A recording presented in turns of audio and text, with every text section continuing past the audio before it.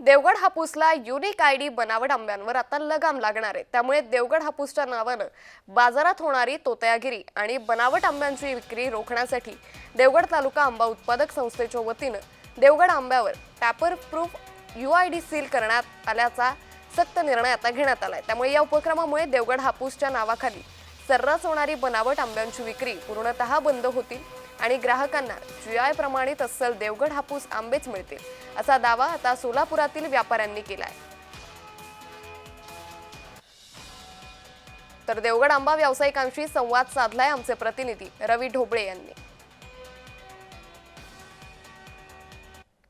देवगड हापूसच्या नावाने होणारी तोतयागिरी आणि बनावट आंब्याची विक्रीसाठी आता देवगड सहकारी उत्पादक संस्थेने एक महत्वपूर्ण पाऊल उचलले आहे की देवगड हापूस वर बनावट आंबा विक्री होऊ नये यासाठी आंब्यावरती त्यांनी युनिक कोड टाकलेला आहे। आपल्यासोबत सोलापुरातील काही व्यापारी आहेत। सर काय सांगाल, काय आंब्यावरती युनिक कोड टाकण्याचे कारण आहे?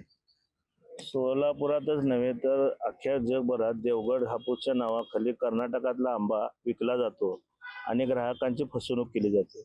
यावर उपाययोजना करण्यासाठी देवगड तालुका आंबा उत्पादक संस्थेनं तज्ज्ञांच्या सहकार्यानं एक स्टिकर विकसित केलेलं आहे की जे स्टिकर एकदाच वापरता येतं आणि संस्थेनं मीटिंग घेऊन त्या ठिकाणी देवगडातल्या ज्या ज्या आंबा उत्पादक बागायतदार आहेत त्या सर्वांना हे स्टिकर दिलेले आहेत। आपण हे जे स्टिकर लावलेलं आहे या स्टिकरचे सुद्धा बनावट स्टिकर निघू शकतं? बनावट होऊ शकत नाही, कारण त्यासाठी अतिशय मोठं संशोधन केलेलं आहे आणि ह्या स्टिकरचं पेटंट देखील देवगड तालुका आंबा उत्पादक संघटनेनं घेतलेलं आहे।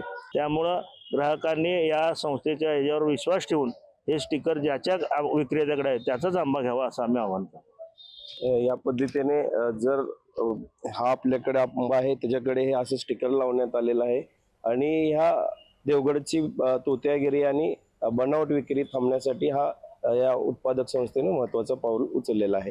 रवी ढोबळे, जय महाराष्ट्र न्यूज, सोलापूर।